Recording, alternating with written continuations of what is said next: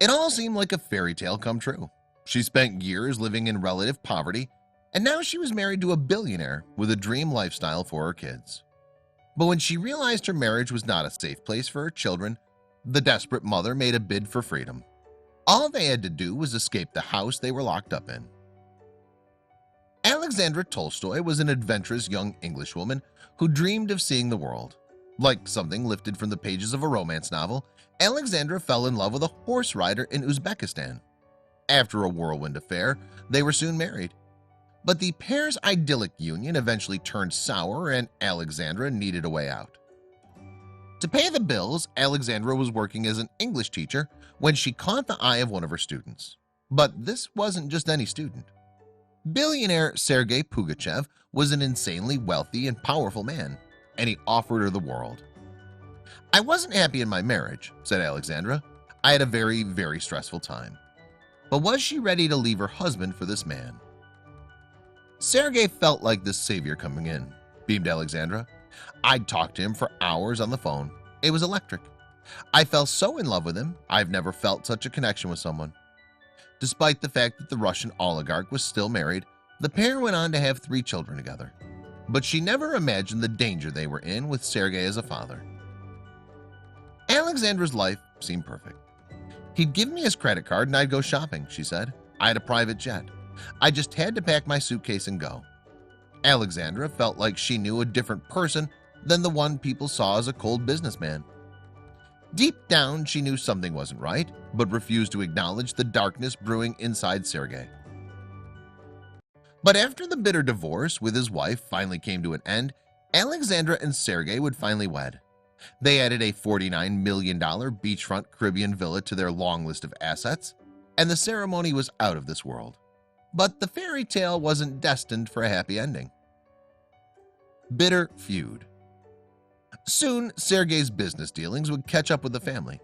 The previously successful businessman needed a $1 billion bailout from the Russian state to keep his companies afloat. Even former friend Vladimir Putin turned his back on him for marrying a foreigner.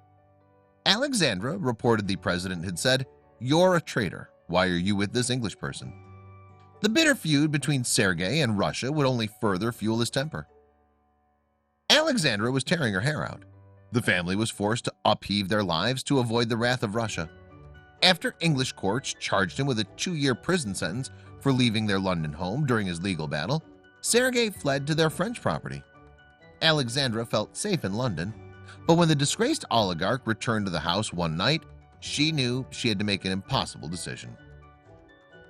Sergei demanded Alexandra and the children live with him in France, but she refused. "Sergei had one of his explosions where he physically attacked me," she said.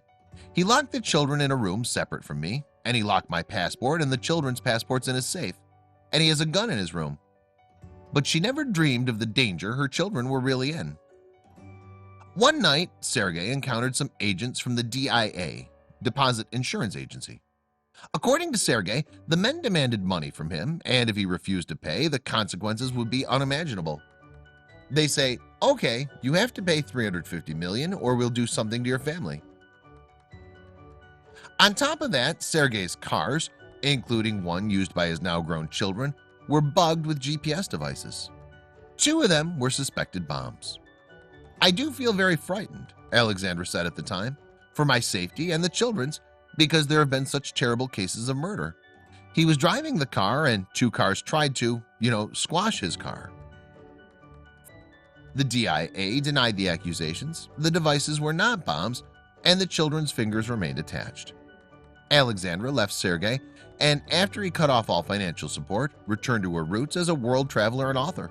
She said, "I have my whole life ahead of me. I can go back to the things I love, and this is who I am." Could it be that money isn't the solution to all your problems?